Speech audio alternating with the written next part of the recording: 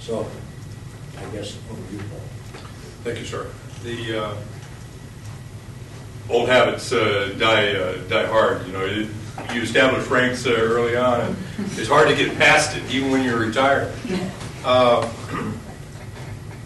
Why close Guantanamo? We're getting a lot of pushback from both sides of the aisle, principally from the more conservative bloc. But if you look at the life cycle of Guantanamo Bay in the prison, it started off actually as a proper facility, where a Marine Brigadier General received prisoners and established a proper treatment, and a treatment that we who are in the military have been taught from the very beginning. The first thing that happens when you talk about prisoners and prisoner management in the Army is the 5 S's. We do memory drills, but it's seize, secure, safeguard, speed to the rear, and silence. So when you talk about safeguarding a prisoner, this is what this Marine Brigadier who established Guantanamo certainly saw. He got a lot of prisoners who had been severely abused. He established an environment where they were taken care of medically, where they were taken care of from a security perspective, and where they were taken care of with all those things that we are expecting to do in our prison system: proper food, water, and so on. When that got back to Department of Defense, the Secretary of Defense said, we're not doing that, and replaced the Brigadier with other agencies, principally the CIA, and Guantanamo became quite another place, and it became, from our perspective, a real stain on the reputation of the United States.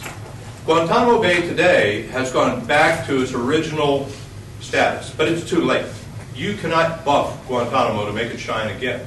So it is a principal recruiting tool. Bin Laden evokes the image of Guantanamo quite a lot. His whole infrastructure of Al-Qaeda uses the Guantanamo prison as a recruiting effort for terrorists who are working throughout the world right now against our interests. So the Guantanamo facility is simply not viable. Hence the President's decision to close it. And there's a way of looking at things, and I'm a big model guy, but if you consider that the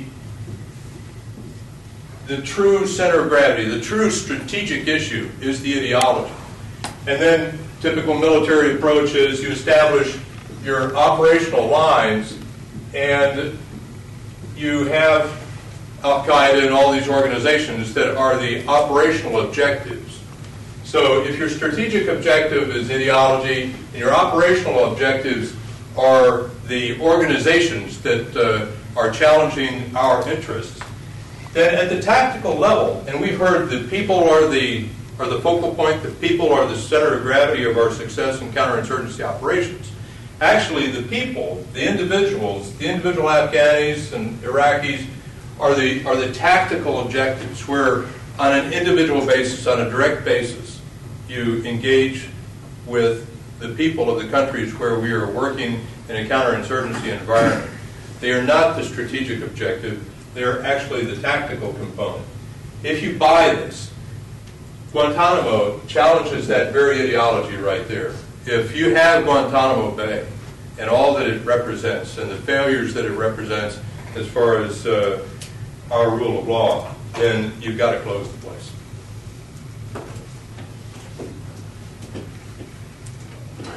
Well, I'm here as the JAG officer. I'm very pleased to see that even the Marines have given us their senior legal officer, retired, one of our colleagues, and the Navy has given us judge advocate generals. So I'm just very pleased to be with the intelligence people and with the operations people, because it seemed a little bit lonely before Human Rights First came and rescued us. We were figuratively and literally muttering in our closets about what we saw happening to our country. I was drafted back in 1969, and I was trained as a young soldier about how we abide by the Geneva Conventions. and the why we do it, and how we can hold others, enemies, to task if they don't treat our prisoners correctly. And all of this made sense to me. And as our hair started to turn to gray, we taught those who came after us what these very clear, bright line rules were. But then when we fast forwarded and we saw what was happening in 2004, late April, we saw those infamous photographs at Abu Ghraib, and we thought, this must be an exception. And there are always exceptions when there are local command failures. Bad things can happen. We had it occur at My Lai. And I thought to myself, at first I bought Mr. Rumsfeld's explanation that we were looking at the products of a few bad apples. But then we began to hear things about Guantanamo and about Bagram.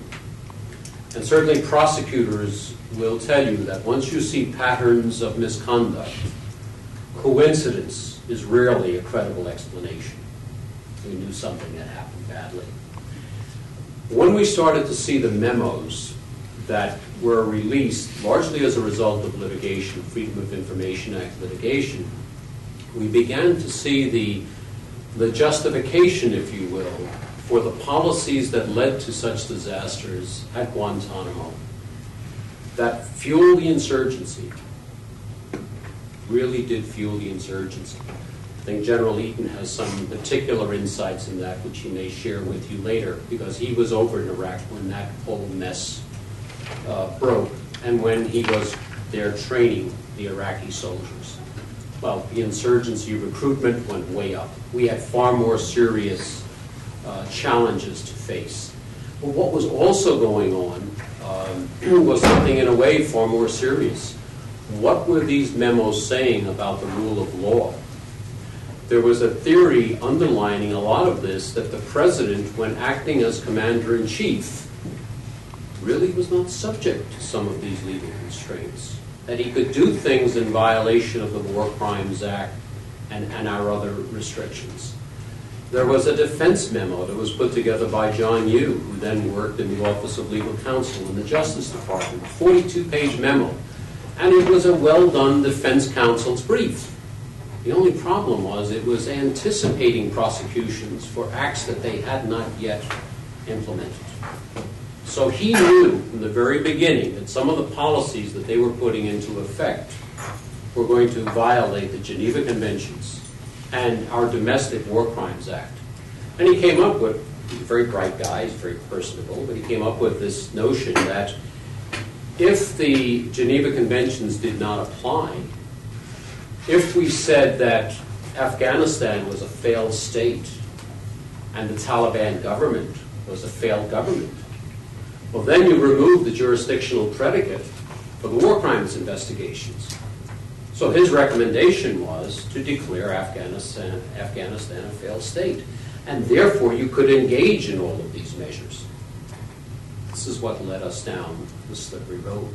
But going on in the background, if you accept the notion that any politician, no matter what his office is above the law, you are entering into very, very dangerous waters. So we saw this as part of a continuum that we had to address.